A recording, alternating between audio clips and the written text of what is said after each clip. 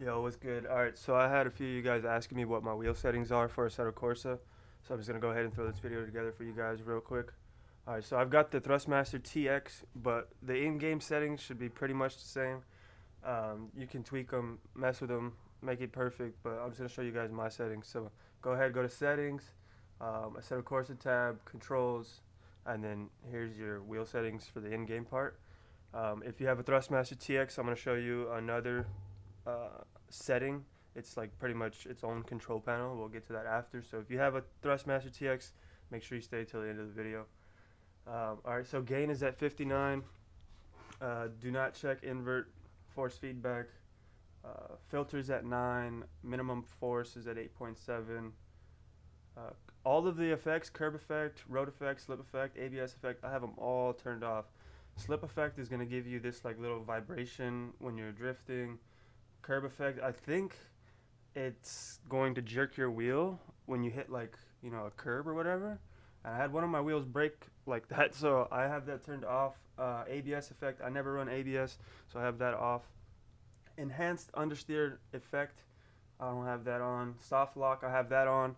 That's just so if you go to full lock really quickly, it won't like smash into it.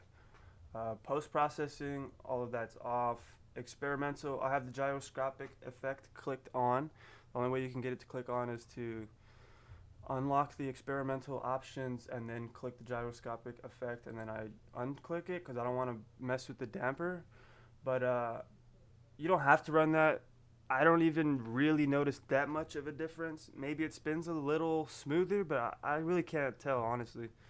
But I have that checked. So that's all of the settings for in-game. Now, if you have a Thrustmaster TX, go ahead and go into your start little search button right here and type in control. And you're going to get this control panel. Click that. And then, I don't have my wheel plugged in. Let me plug it in real quick. So it should pop up if you have it plugged in. If you don't have it plugged in, just plug it in real quick. Just give it a second. Oh my goodness. That wheel goes to lock so hard, dude. It's crazy. Alright, so Thrustmaster TX Racing Wheel. Click that. Properties. Okay. Alright, so 900 degrees of rotation. Go into gain settings up here on this tab, the top tab. And then overall strength of forces, I have it 69. My constant is at 100%. Periodic is at 100%. Spring is at 0. Damper is at 0. And then down here in the auto center settings, I have it going by the game. That's just what's recommended. To be honest, I'm not really sure what that does, but auto center settings, I'm assuming that means, I don't know, dude. Just leave it recommended, bro. Alright, so that's pretty much it, man. Just keep in mind that you can play with these settings a little bit if you want.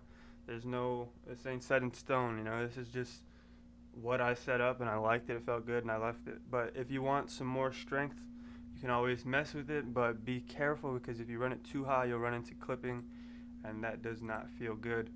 Same thing with in-game.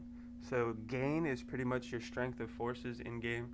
You can raise it up, but you don't want to run into clipping. So just mess with it, play with it, and you'll get it. All right. Make sure to like and subscribe. I'll catch you guys next time. Peace.